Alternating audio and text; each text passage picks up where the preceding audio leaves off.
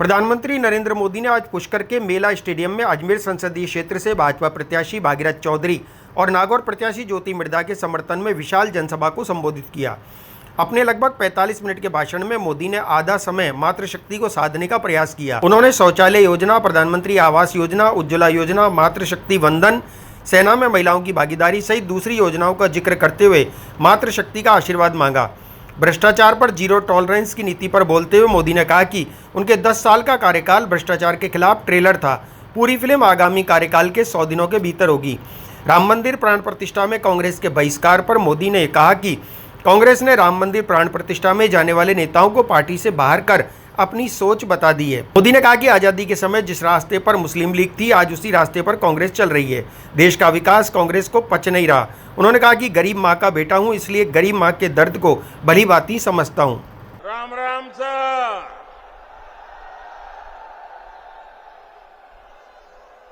मैं सबसे पहले तो इतनी बड़ी तादाद में मेरी जहां भी नजर पड़ती है मुझे माताएं बहनें दिख रही हैं।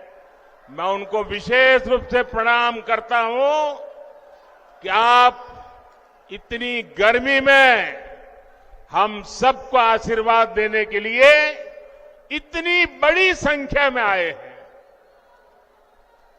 शायद राजस्थान नया इतिहास लिखने जा रहा है। माताएं बहनें, मैं सर झुका करके आपको प्रणाम करता हूं। जय पुष्कर राजरी। परम पिता ब्रह्मा जी री जय। जय श्रीमन नारायण। सावित्री माता री जय। अजमेर, नागौर, ये क्षेत्र वीर तेजाजी महाराज और मीराबाई की आध्यात्मिक भूमि है। ये क्षेत्र राष्ट्र गौरव पृथ्वीराज चौहान जैसे शूरवीरों की शौर्य भूमि है। मैं इस महान धरती से राजस्थान की इस महान अनगिनत विभूतियों को सर झुका करके नमन करता हूं। साथियों, आज 6 अप्रैल को ही भारतीय जनता पार्टी की स्थापना हुई थी। ये संयोग देखिए कि आज ही मुझे पुष्कर क्षेत्र में आने का सौभाग्य मिला है। ब्रह्मा जी तो नियंता है, निर्माता है, और भारतीय जनता पार्टी भी नए भारत के निर्माण के लिए प्रतिबद्ध है। और सबसे बड़ी बात,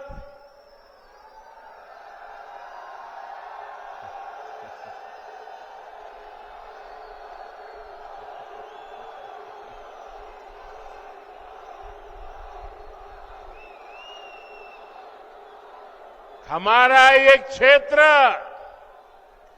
कमल से इस क्षेत्र का संबंध है और भाजपा की पहचान भी देश के कोने कोने में कमल खिलाने जा रही है।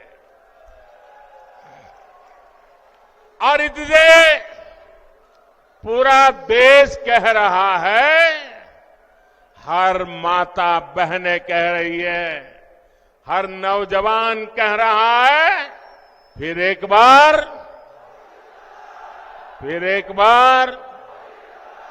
फिर एक बार 4 जून 400 पार। 4 जून 4 जून 4 जून। साथियों, देश के इतिहास में कभी कभी ऐसे मौके आते हैं जब उस देश के नागरिकों का एक फैसला अगले सैकड़ों वर्षों का भविष्य तय करता है। 2024 का ये चुनाव ऐसा ही बड़ा अवसर है। ये कोई सामान्य चुनाव नहीं है। आप याद करिए, कितने दशकों से हमारे देश में जोड़ तोड़ वाली सरकारें चली रही थी। गठबंधन की मजबूरियां, हर किसी के अपने स्वार्थ, इस सब में देश का हित पीछे छूट गए थे। कांग्रेस के समय में गांव, गरीब, किसान, मजदूर, महिलाएं, युवाओं, इनका जीना मुश्किल हो गया था। हर दिन अखबारों में या तो घोटालों की खबरें छपती थी या आतंकी हमलों की खबरें आती थी। लेकिन 2014 से देश में एक बड़े बदलाव की शुरुआत हुई। दशकों बाद देश को आप सब जागरूक मतदाताओं ने पूर्ण बहुमत वाली सरकार देश को दी। आज भारत समंदर पर बड़े बड़े पुल बना रहा है। आज भारत पहाड़ों में भी सुरंगें बनाकर सीमा की सुरक्षा बढ़ा रहा है। अब जब अजमेर से वंदे भारत ट्रेन रफ्तार भरती है तो विदेशी भी हैरान हो जाते हैं।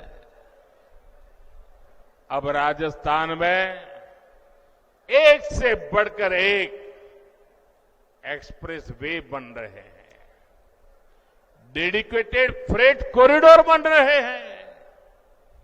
भाजपा के शासन में राजस्थान विकास की नई ऊंचाई की ओर बढ़ रहा है। साथियों, कांग्रेस जहां रहती है वहां विकास हो ही नहीं सकता। कांग्रेस ने ना कभी गरीब की परवाह की और ना ही कभी